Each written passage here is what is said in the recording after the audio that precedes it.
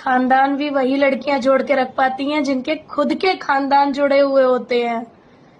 इतना आसान नहीं होता है परिवार को जोड़ के रखना।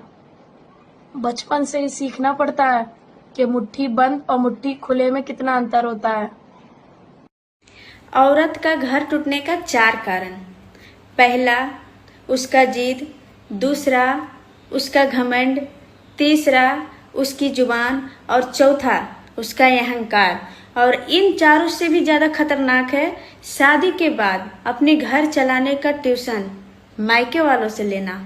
क्या मैंने सही कहा? कमेंट में यस जरूर।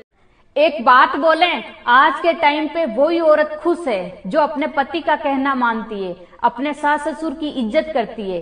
चीख चिल्लाने वाली, जबान लड़ाने वाली और घमंडी औरत कभी भी खुश नहीं रह सकती। क्या मैंने सही कहा? कमेंट में जरूर बताना। घर से भागी हुई बेटियों का बाप इस दुनिया का सबसे अधिक टूटा हुआ आदमी होता है। वो कई महीनों तो घर से बाहर निकलता ही नहीं है, और जब वो घर से बाहर निकलता है तो सर झुकाकर निकलता है, और आसपास के चेहरों को मुस्कुराता हुआ देख उसे लगता है जैसे लोग उसे देखकर हंस रहे, और जिंदगी भर किसी से भी तेज आवाज में बात करने से डरता है कि कहीं उसकी भागी हुई बेटी का कोई नाम ना ले ले। जिंदगी भर डरता रहता है और अंतिम सांस तक वो घुट घुट कर जीता है और अंदर ही अंदर रोता रहता है। तो मेरी बहनों से मैं एक ही बात बोलना चाहूंगी, प्लीज कभी भी ऐसा कदम मत उठाना, और इस वीडियो को ज्यादा से ज्यादा शेयर जरूर करना। याद रखो, एक शादीशुदा औरत चाहे कितना भी भजन कीर्तन कर ले, चाहे कितनी भी पूजा पाठ कर ले, एक सच्ची धर्मनिष्ठ तब तक नहीं बन सकती जब तक वो अपने पति के 3 धर्म पूरा ना कर ले। पहला, अपने पति का सम्मान करना। कभी भी किसी के सामने अपने पति को नीचा नहीं दिखाना, क्योंकि एक पति का मान ही पत्नी का सबसे बड़ा गहना होता है।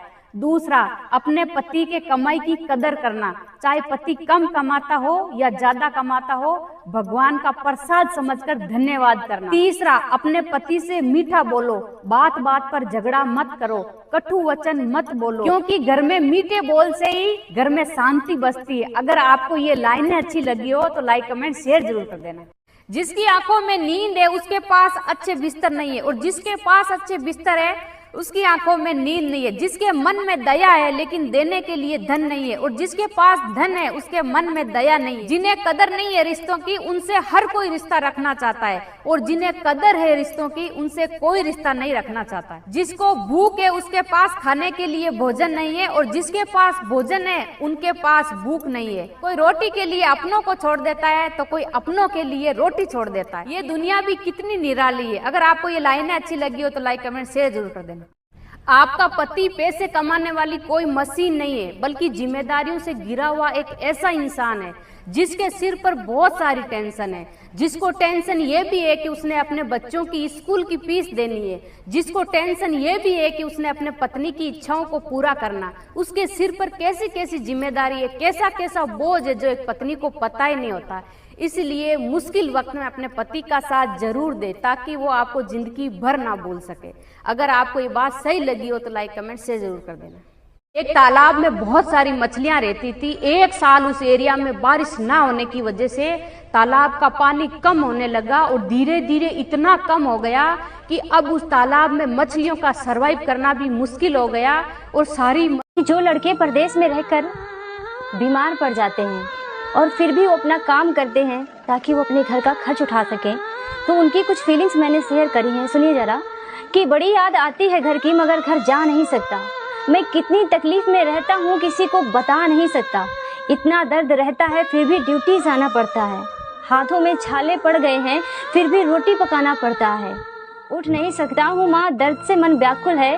क्या करूँ फिर भी रोज काम को जाना पड़ता है। ऐसी होती है लड़कों की जिंदगी साहब, इन्हें तो हर फर्ज निभाना पड़ता है। की कीमत जब घर में बाप नहीं होता है ना, तो कोई भी आके कुछ भी सुनाकर चला जाता है और पूरा परिवार सर लटकाकर खड़े के खड़े रह जाते हैं।